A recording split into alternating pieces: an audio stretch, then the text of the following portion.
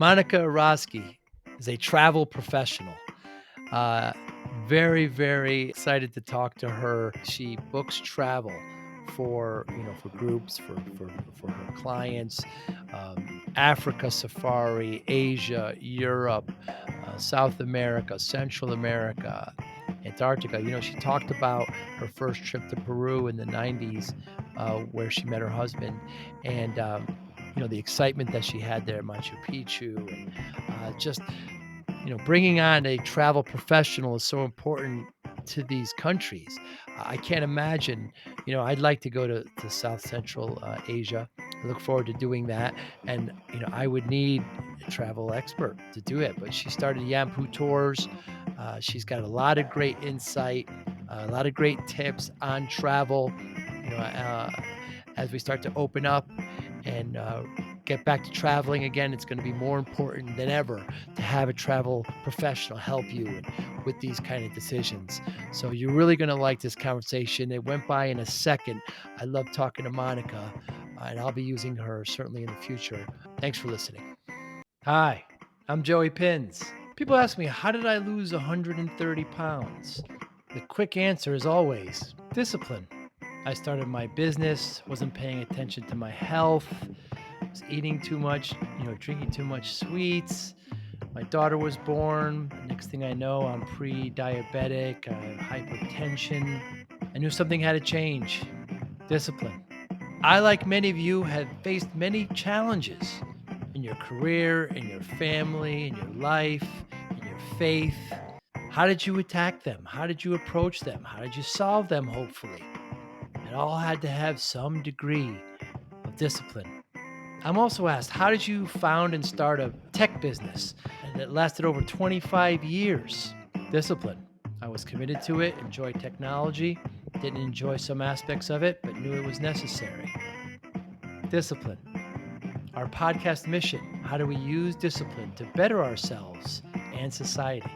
Join me, please, as I talk to interesting people and discuss how they use discipline in their family and their passion and their careers and how it helped them.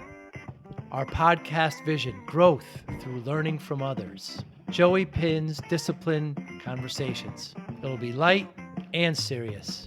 Join us, please. Thank you for consideration. So nice to meet you. I'm so excited to talk to you. Um, so, what's going to happen in travel in 2022? What are you forecasting? Well, 2022 is play it by ear still. Um, I've been doing a lot of more short term travel plans, and I've been relying a lot on the countries that have been open almost this entire time for the last couple of years. So, doing a lot of Croatia, Turkey, Egypt, and then really excited about South America opening up. I feel really confident that South America and Central America, Costa Rica has been open a lot during the Hmm. the COVID time. I actually went there before vaccinations were available to us and had a wonderful, safe, beautiful trip. So Central America, South America, feel really confident about. Europe, I feel like they may be changing their rules here and there. I worry a little bit about planning too far out, with the exception of Croatia and Turkey and that part of Europe. And Asia, I feel, is still out until probably very late in 2022, if not Hmm. 2023. And I know that Australia is starting to try to open up. I don't know when they'll be open for everyone to go. So I'm watching that carefully. And of course, the travel here in the United States has been good. We've been doing Alaska and Hawaii and, the West, the Grand Teton, Montana, Wyoming, Santa Fe, Taos, the Grand Canyon. Great, beautiful trips. So that's the highlight of COVID for me was that. I'm sorry. Can I pause Sure. and turn my Outlook off? I'm really sorry. I was so busy looking for the link that I forgot to turn it off. No I hope. problem. I'm so sorry that you wouldn't No, want to hear no. the dinging. Okay. So yeah, the United States travel has been a great thing that has come out of the last couple of years because I spent the last 25 years traveling the world and not really exploring my own backyard. And why so late on Asia? So they are just really conservative. For example, both Thailand and Vietnam have opened up just partially. And I really, when I sell travel, I want people to go and really be able to get to the off the Mm, beaten track locations. So I don't want them to just go to the one or two designated places that all the tourists go to. That's not my kind of travel. So, and for the most part, I feel like Asia is pretty much not completely open yet. Most of Asia. hmm, I know that Japan is having a big surge in COVID mm, again. So I don't believe that they're open yet. Cambodia opened an island, and Vietnam is thinking of doing just a few designated places. Thailand opened an island. And then, if that works out, they'll add more destinations, uh, probably by the summer.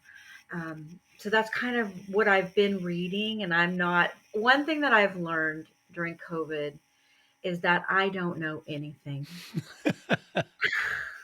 Monica, if you don't know about travel, who can we go to? No, I know about travel, but I do not have, I just have to be, it's humbled me, you know? Hmm, Everything changes on a daily basis. I have to double check everything that comes mm, out of my mouth mm, every single day. I could talk to you tomorrow and the situation could be different. mm. But every single day, I am even after I send documents to clients, we usually send documents 30 days before their trip. And at 1 week before their trip, I'm double checking Hmm. that nothing has changed. I had clients on their way to Vietnam in March or February or March 2000, and when did this start? 2020? Yeah, 20. Yeah, we're in 20? 21. Yeah, So yeah. they were on the plane and they got off in Seoul and they were supposed to change planes and continue on to Vietnam. And there was a big sign, if you're going to Vietnam, you have to quarantine for 2 weeks. Wow. They called me in the middle of the night, uh, at 2 in the morning. I woke up and they tell me this, and there was no indication of that when they got on that flight. So I hurried up and called everyone I knew in Thailand and rerouted them to Bangkok and redid their itinerary. So by the time they landed in Bangkok the next morning, I had a new itinerary for them done. Wow. So yeah, I so that's why I say you have to be humble. You have to double check everything. You can't, yes, I know a lot about travel, and I have a lot of weird things in my memory. I know a lot about travel. I have a lot of weird things in my memory, but I don't know everything, and I never will. This Hmm. will always be a job where you have to learn things every day, even if you're not in COVID times. Now, can you really get an understanding and appreciation of a culture without knowing the language? Um, yes, yes, yes. You can get a appreciation by talking to locals, and we always send our clients with a guide that's bilingual. Hmm. So that guide usually has his or her own personal stories that they share. Sometimes they even invite you in Bali. They'll invite you to their home for breakfast. So Oh. they'll tell you stories, and then they will take you, for example, something as simple as taking you into a market and introducing you. And usually the people at the market know the guide, they have Oh. sort of a relationship. And so it's like introducing you around, having you taste different fruits and vegetables, and seeing the way the locals are buying their groceries. Maybe we buy something from a local. Um, and and sometimes we'll do a cooking class and we'll buy all the ingredients from the locals there at the market. So certainly, there's so many ways that you can get to know and that's actually one thing that I am very passionate about is whatever reason you go visit a country, I want that to happen for you, but I also want you coming back and loving everything. I want you to love the people. I want you to love the food. I want you to feel a connection with those people. Yeah, you mentioned that the Amex book that you were introduced to about hugging your clients. Yes. Yes. So this book, I think it was called Hug Your Clients, and I just love Mm. the name. And I gave it to all of my salespeople because I feel like client. You know, when I used to go visit my grandmother, and she would open the door and she would scream my name like I was the most beautiful actress or important Aw. person in the world. And that's how I want each and every one of my clients to feel like they're the most important, that I'm here for them, that their trip is important to me, and I want it to be perfect for them, not my cookie cutter trip, but what really will make them happy. So yeah, and I just want them to feel cared for, nurtured. Who nurtures anybody these days, Mm. right? And that's why we don't have to do a lot of marketing anymore, because our clients market for us. They Mm. they send me referrals every day. You know, we get referrals, repeat clients, and it's because we're hugging our clients. And that's the best advertisement you can do. It's just really, if somebody pays for a trip with me, I want them to have the best. I want them to get more than they expect. Definitely not less. Oh, wow, how refreshing. So I'm from the Northeast, and every most of my friends are European generation, first, second generation from Europe. When I travel the country, especially kind of Midwest, Texas, there's not a lot of international travel, I find. Do you disagree with that? Or are people traveling internationally more than they let on? Well, it depends. Every social circle is different, I'm Mm. sure. I know the New Yorkers travel a lot. Yeah. I have clients from Austin, Texas. I have clients from Georgia. And tons of clients from Florida. I have clients from Vermont, Boston. So I think that they do travel. Um, a lot of people are not as braggy about it as Uh, I notice some of my friends that I know travel internationally, they don't post everything on Facebook. mm, I'm that annoying person that's posting everything on Facebook because I want people to remember, what right, I do, right. but they don't. They're more private in what they do and more conservative how they talk about it. But certainly, I have clients from all over the United States and Europe who travel with us. We even had clients in Singapore.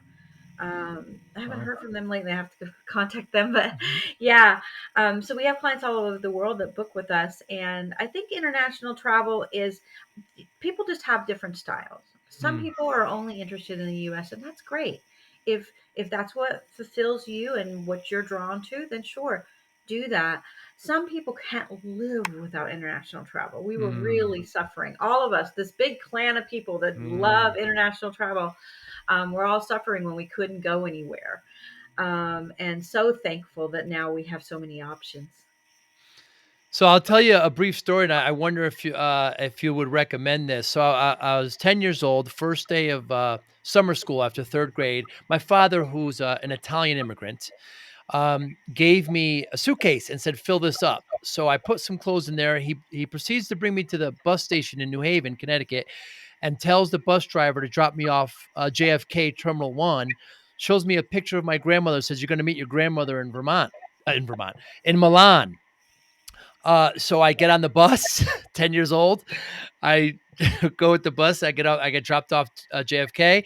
I find somebody. I get on a plane. I fly to Milan. I find my grandmother and my uncle, and I proceed to spend every other summer there till through college.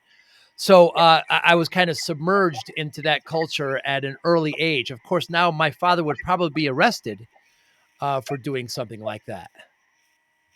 I think that's a great story from our generation. You know, yeah. I mean, we had to do a little bit more on our own.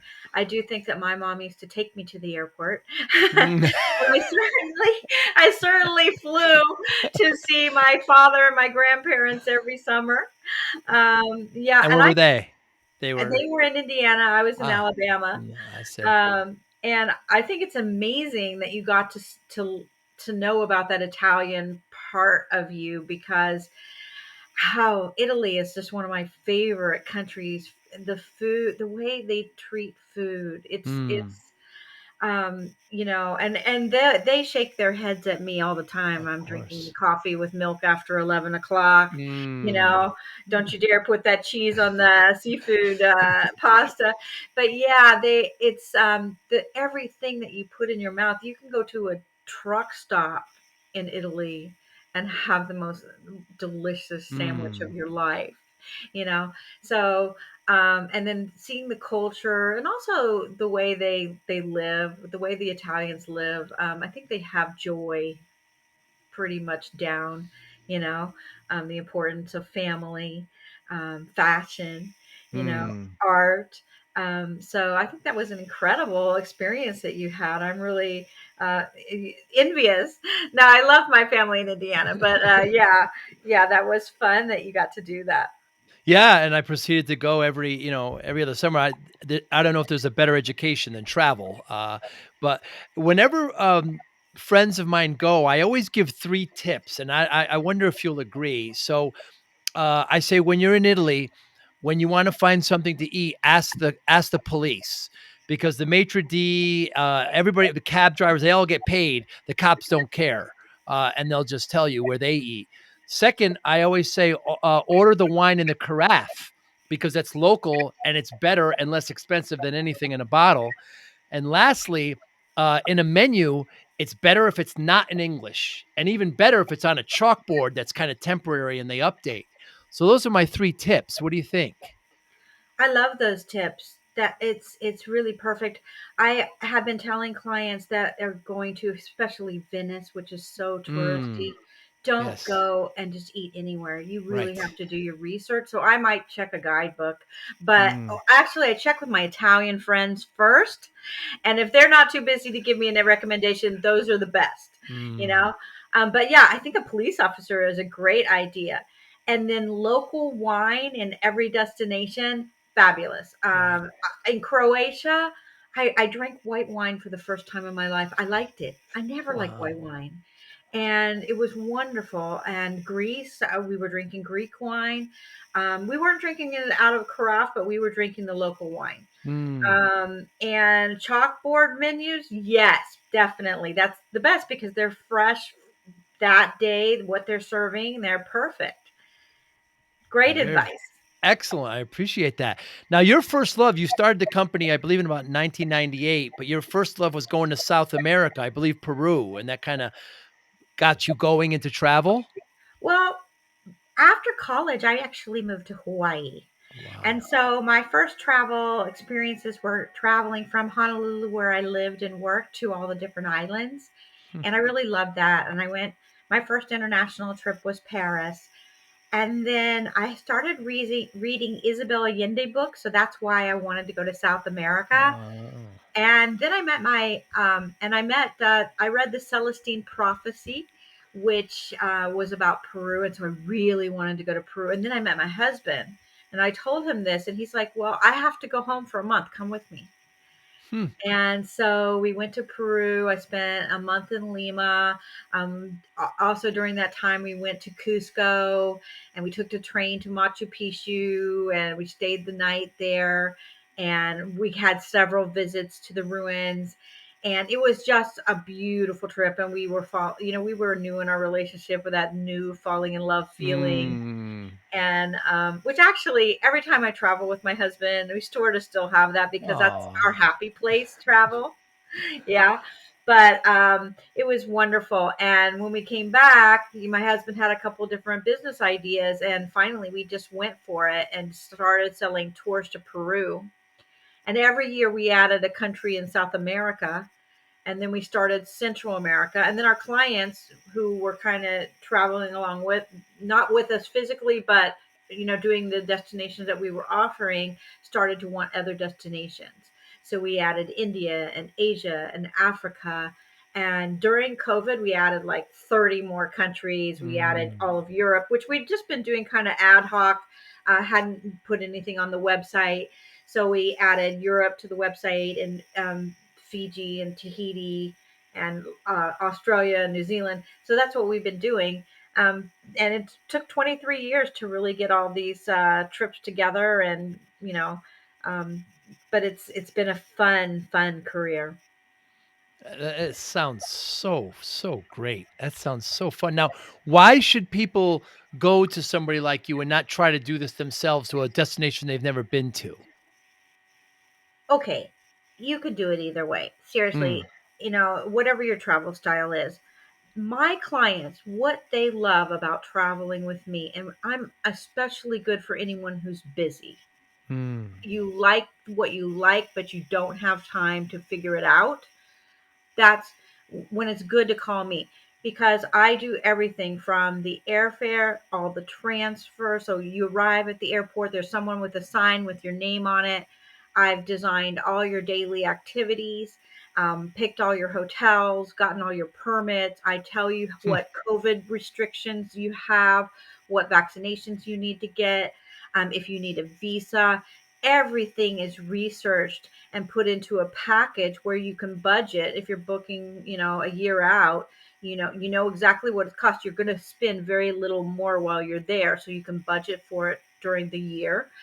And I try to put in special experiences that you wouldn't think of doing on your own, hmm, so that you do come back with that special connection with each country. And we also help you. A lot of times people will make mistakes. They'll double pay for airfare because they don't know how to package it all together, you know, ah, or they'll do a route that really doesn't make sense because they don't have the experience. So we make it so that my clients love it, because they have a lot of input in the planning stages. I'll ask them, do you like this? hmm, How do you feel about that? So it's not like you're just blindly trusting me. I mean, it's a working relationship, like designing your living room, mm, with a designer. You're working and talking about tastes, and some suggestions you'll like and some you won't. And then everything is put together for you, so that when you're on the trip, and right before you go on the trip, you don't have to worry. Everything is spelled out in one document. You don't have to go read 50 different websites and wonder if they're accurate, because we've wow. double and triple and quadruple checked. Mm, I help people. I have a group going to Dubai, 6 families, and I've been begging them for their passports, because I keep finding like passports that are almost expired, and I have to say, gosh, you have to go rush and go get a new passport, because they're not going to let you in. You know, wow. if you're traveling on your own and you don't know to look for that, because sometimes you don't know what questions to ask, and a travel professional knows what questions to ask. Mm, Did you know you have to look at your expiration date? Some people know this.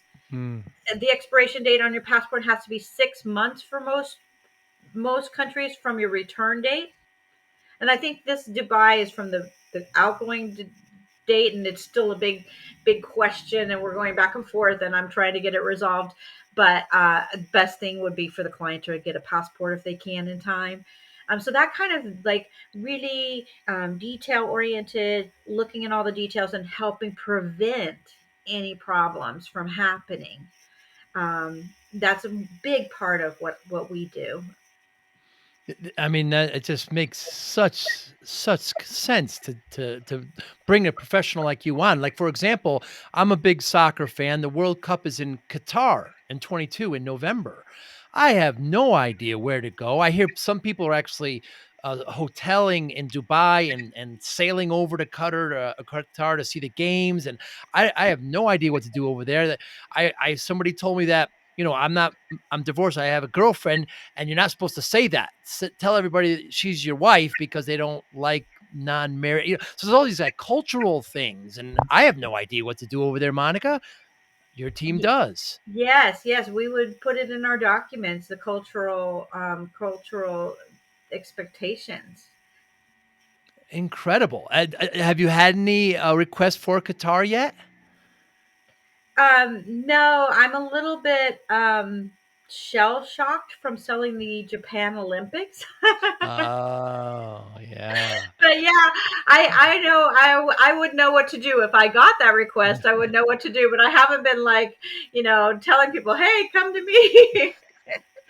Yeah, because usually it's in the summer, it's in June and July, but it's 114 degrees over there. So they moved it to November in their quote unquote winter. So it's a year from from now. And I wonder what's going to happen. And even I really want to go to Asia. I have no idea what to do there, but to bring somebody on like yourself, to get a guide, to get all the travel straightened up, just seems to make very much sense. Yes, you definitely send me an email and we'll get all this worked out for you.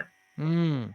So you started in the late 90s, and then the internet came on. And was that a big disruptor for you? Did it hurt? Did it help? Actually, when we started, Google pay per click was about 10 cents a keyword. Wow. And most people didn't know you could do that. So that's how a tiny little company started getting clients right away. Now, that same keyword that's probably 10 cents is probably $10. So thank God I've been Wow. hugging my clients all these years. And the year before uh, the COVID, I actually said to my team, why don't we stop paying $30,000 a month to Google and hug our clients, you know? And it was a really good business decision, I think. And so, yeah, the internet, it was cyclical. Mm. Um, as time progressed and more companies like ours began on the internet, and then also TripAdvisor and Expedia and Travelocity and even Lonely Planet sells tours now, you know. Wow. And so all of these different kinds of competition. And if you focus on the competition, it can be daunting. And you Mm. just, if you're focused on the competition, you might as well just give it up. What you have to focus on is just your clients doing the best at what you do because everyone, if they're doing a good job and hugging their clients, that they there's a need for you in this world.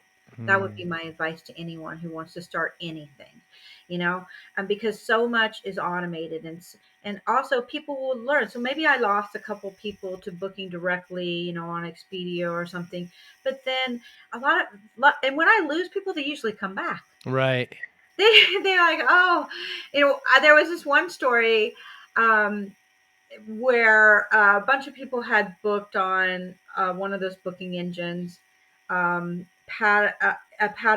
were, I believe, they were in Patagonia Camp, which is the remote tourist alpine, and they had booked on a booking engine, and then our clients had booked with us, and there was this huge strike in the middle of the road, Mm.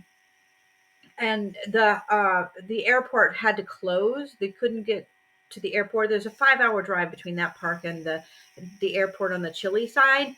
So the airport, they couldn't get to the airport. We got the call at midnight, and by the time the client woke up the next morning, we had rerouted them through Argentina by Wow. road. So they go through Argentina about the same amount of time to get to the airport in Argentina, but we added a couple of days there so they could see more stuff since they were going. And then they Mm. flew out of Buenos Aires, so we changed everything for them. And the people who did not, they booked on their own with a booking engine, there's not a lot of phone service there, and all the flights sold out really quickly to the people who were on it, like us. Mm. So they got stuck there for a week. So, that's just a really good reason why it didn't matter about the internet because we were providing a service that people needed. And then, and just by doing good, and having the client first in our minds and our goals, we're able to survive whatever happened. We survived 9/11, we survived 2007, Mm. and we survived COVID. So, and we've survived all the different kinds of competition. Great story. You also talk about Botswana and Africa and safari there. I mean, I nobody better try that by themselves, right? They need somebody like you. I would couldn't imagine going on my own. I'm very happy to always have my team, that's helping me get everything organized. Because, for example, flights, sometimes some flights have a minimum and they can bump you off at the last minute if they don't get enough people, Hmm. within the countries from camp to camp. And those flights between camp to camp are really confusing. Um, so yeah, I mean, and also my company will mix and match different brands of lodges. So you don't have to go with all one brand, and we're kind of mix and matching, because there's different locations within each park, and that can be really important. For example, if you're taking a balloon ride and the balloon ride starts at 5, and that's really, and you're with some young kids, I might try to get you in a camp that's closer to where the balloon ride starts, so that you're not driving an extra 2 hours to get there, you know. So that's kind of one thing that a travel company would consider that you wouldn't even know to ask. Hmm. Hmm. How about cruising? How about cruises? I mean, will that take off again? I love to cruise. You love to cruise? I love it. Yeah, I think it will take off again.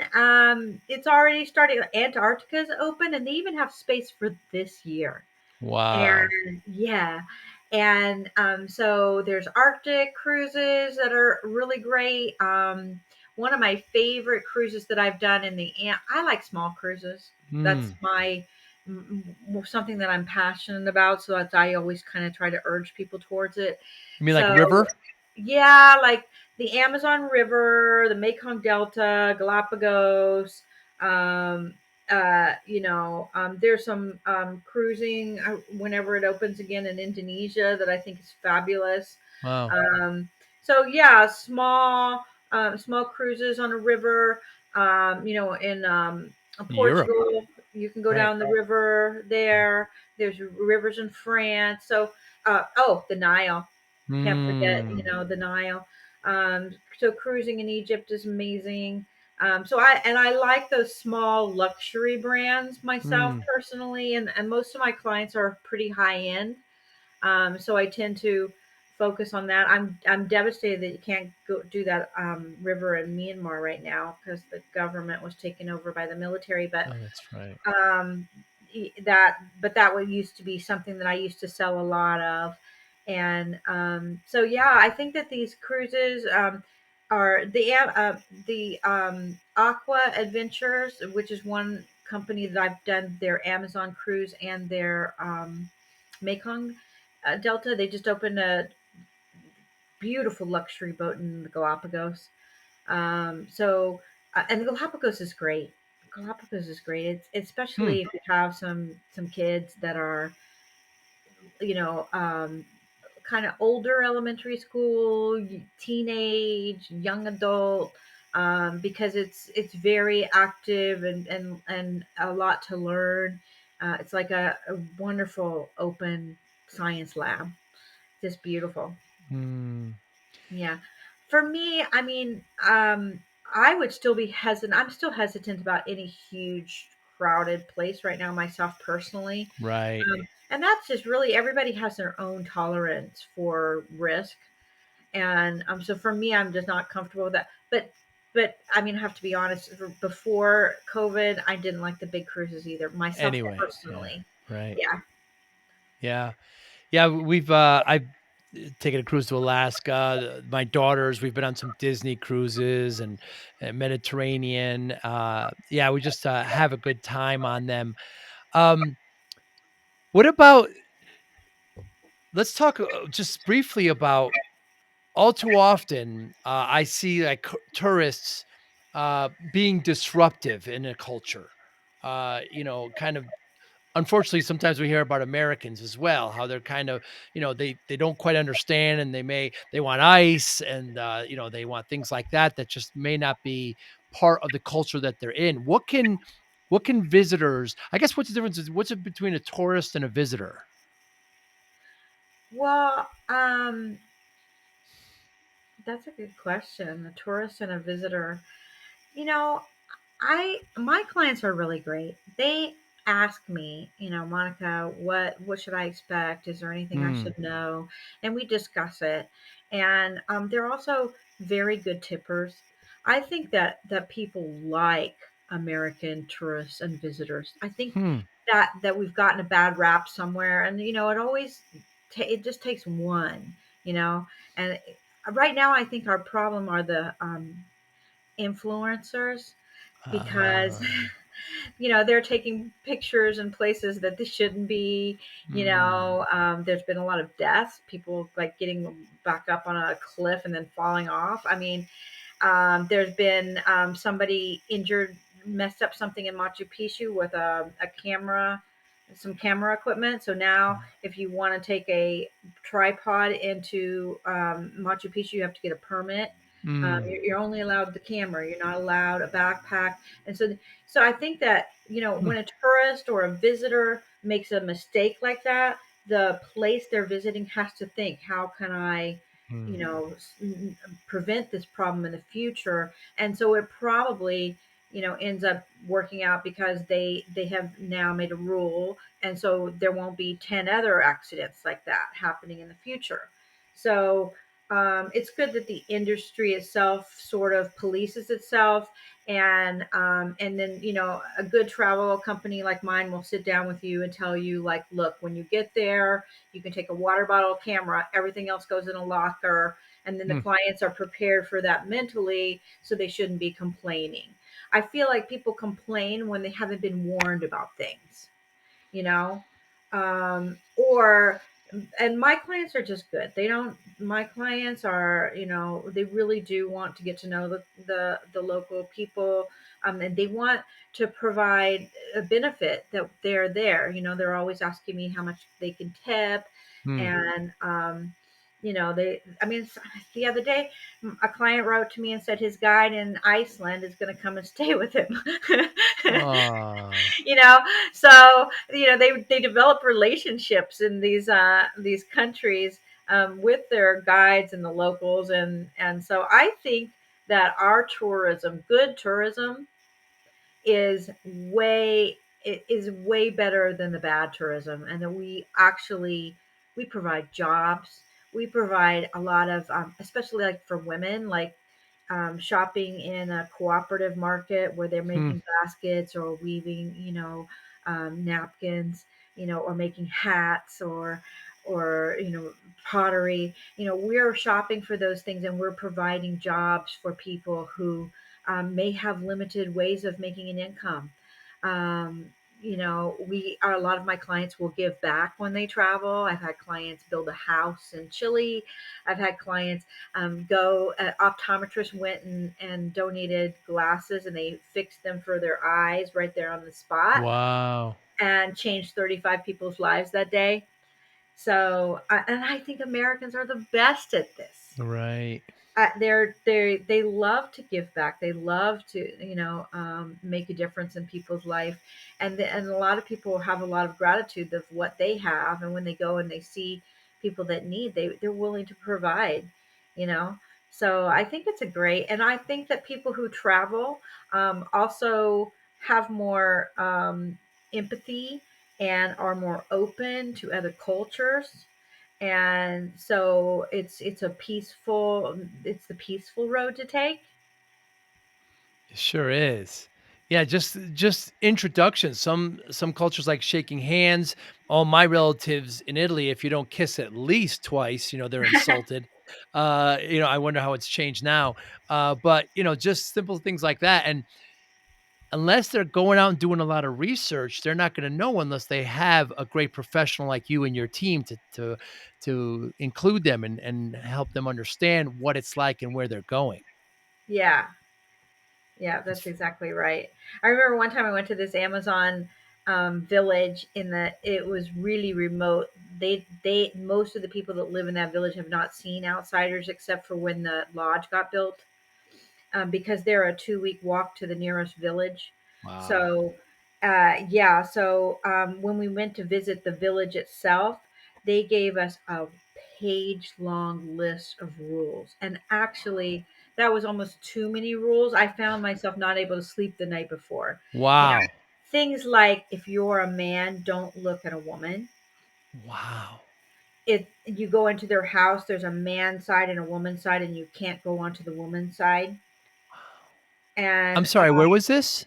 in it was on the remote border in Ecuador by Ecuador and Brazil and Peru, I believe. Wow. And you have to the morning of, and that's another thing that kind of kept me from sleeping is they couldn't promise you how you were getting there. And the more they had to see about the weather and then which airport you would fly into and how long you would go on the boat, you wouldn't know until the next morning. And then that one of the other rules was you had to drink. They make this beer called chicha, and they make it with their spit. And you had to drink. You have to say you have to accept it and at least pretend to drink it. And they fill, and it was like 95 degrees, and they filled it to the edge.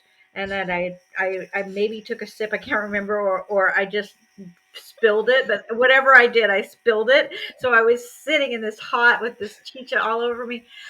It was an experience. I mean, I still remember that as one of my an experience that meant a lot to me. But it also scared me because I had read all of those things, and I read everything. A lot of my clients, not a lot, but a few of my clients don't read their stuff until they're going to the airport, which I don't recommend. That's really Mm, bad. But I read everything, and I read it and memorized it and tried to discuss it with my husband because it's more important about what the man does. I'm a woman, so if I stumble into the woman's side, it's probably not going to be as bad as if he does. right.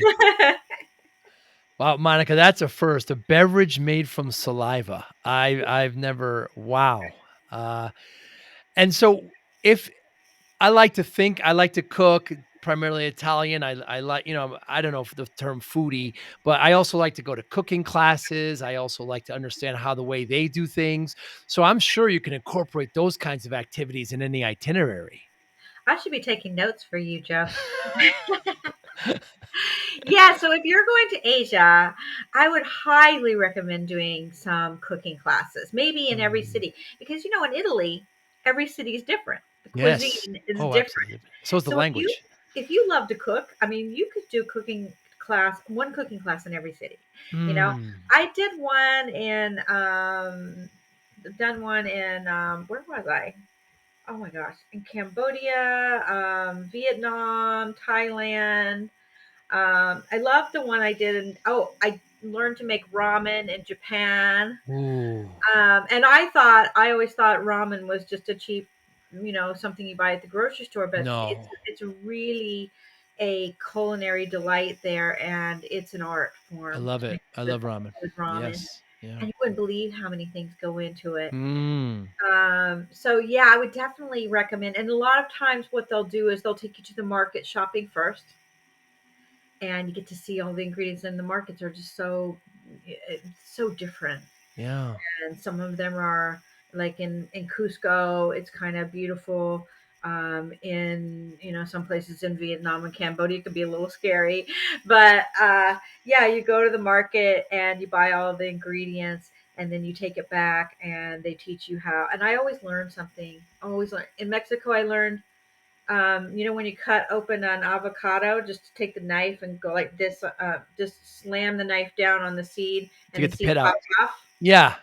I never knew that. That's great. Yeah. I never knew that. So every time I learn, and another thing that happened in Peru was I was on somebody's farm, and they were teaching us how to shuck corn. Did you ever have to do that as a chore when No. you were a kid? No. Yeah, by hand, like, yeah, Yeah, yeah, like yeah, by yeah, hand, right? yeah, One stem at a time. yeah, it took Well, forever. they have this little piece of wood that they've kind of carved in sort of like a knife with a pointy edge, and they just slice four slices from the bottom up, and they just 4 slices, and then you just pull it all off. It comes right off. Wow. And I was like, you know how long it took me 30 seconds, and it usually takes like 2 or 3 minutes Oh, to shred a piece of absolutely. corn, right? Yes. So yeah, I highly recommend cooking classes wherever you go if you love Oh, to cook.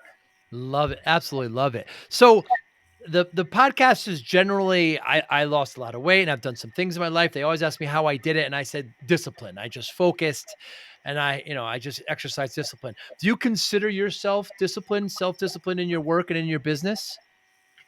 So I've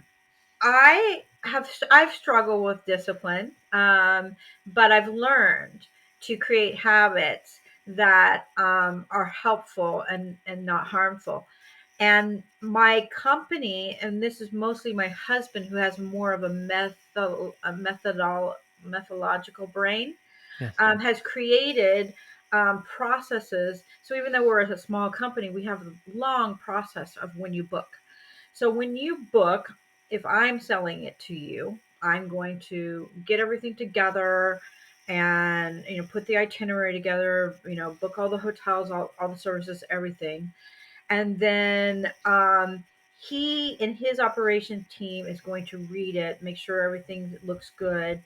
They are going to verify everything that I have on there, and including all the visa requirements. They look at my clients' passports to make Wow. sure they're up to date. Now we have to verify and re-verify COVID restrictions, and also when you go back to the United States, you need to take a test still to get into the United States, and that might have changed or might be changing for vaccinated people, but I don't know when that's going to happen. So as of now, I have to find them a testing place that Hmm. will get them the result in time before they get on the plane. So the operations department puts all this together, and then they send it back to our team in each country to look over and make sure that they agree with what we've written, and then we send it to the clients, and then we work on a document package, and we have all their flights in there, all the COVID instructions, every single booking number, so you can just look in your book and see the booking number and everything. It's really well organized. And so this kind of discipline, what it does is it makes sure that if, because when you travel, something is always going to go wrong. I mean, I think you should just expect it. Sure. But it shouldn't be something that we could have prevented. Hmm. And that's where the discipline is so important for a travel professional. So I had family members growing up that would say, "Oh, Monica, a little dirt doesn't hurt. Just pick it up and eat it." That philosophy does not go with travel. You know, you you have to clean it and sterilize it and make sure, you know. And so we want to make sure that whatever comes up, it's not coming from our side. It's not, even if it's the client. And our terms and conditions say you're responsible for your entry requirements, but we're doing everything possible to help you, Wow. because we don't want someone at the airport and they can't get on the flight, and which means a domino effects of things that they've paid for that might not get money back from. So we need to make sure and do everything we can possibly do to make sure they get on that flight, you know in short of, we don't drive them to the airport, but you know everything we can possibly Soon do enough. is done. And so that kind of discipline, and then for me also, I had also a lot of discipline as far as being a salesperson, because I come from a sales Mm, background. mm, And so just getting back to clients, fulfilling your promises. If I promise that I'm going to get something to them and I can't, which happens a lot lately, then I have to write back and say, I'm sorry, it's going to be another day or two. Don't just let people just like wonder, where did Monica go? Did she remember me? mm. So that kind of discipline is really important. And just getting up every day and being excited about what you're doing and doing the best you can is the best discipline you can have. I agree, and I sense your passion. How small of a project would you take on if one of your clients was going to Savannah for a long weekend? Would you arrange tours and get hotels? Would something that small attractive? Normally, our minimum booking is $6,000 for the booking. I see. If it's one of my repeat clients, I mean, I would probably at least tell them what to do. If Right. I couldn't figure it myself, if it wasn't worth my time to figure it myself, I would definitely give them advice. Yeah, long-standing relationship. Well, Monica, is Rocky. It's an absolute pleasure talking with you today. Thank you so much. So, how can we get in touch with you? Travel's going to start up again. We're going to bust out in 2022, and we need help doing it. How can we get in touch with you? Thank you. Great question. My website is yampu.com, YAM like Mary, PU.com. On there, we have our email address. You can chat with us, you can call us. My name is Monica Irauzqui. I'm on Instagram, Facebook, LinkedIn, TikTok. So you can find me. I'll send Joe all my handles, and give us a call. And then once you're a client, I mean, you can even WhatsApp and text. I mean, I try to do whatever the client needs me to do as far as communication. Fantastic. Thank you so much, Monica. I look forward to eventually meeting you and using your service to book some travel. Thank you, Joe. Have a great day. Be well. Bye now. Bye. Thank you for listening and or viewing Joey Pin's Discipline Conversations. Please share this episode with one or two of your friends who you think may benefit from the episode. Our website, www.joeypins.com. There you'll find lots of resources and you could join our mailing list. Please follow us on all our social media, Instagram, Twitter, and Facebook. Podcast information, the video version of our podcast is on YouTube. Please subscribe. Audio is on all major podcasting platforms. Please follow them. And if you like it, please consider giving 5-star rating. Would really appreciate that. Would you like to financially support the podcast? You can go to our Patreon site. Consider $5, $10, or $20 a month. There's all kind of plans that we have there. There's like a one-time payment. What is this podcast episode worth to you? $25, $50, $100, $500, $1,000, $5,000. You be the judge. You can go to our PayPal account to do that as well. Thank you again for listening or watching Joey Pin's Discipline Conversations.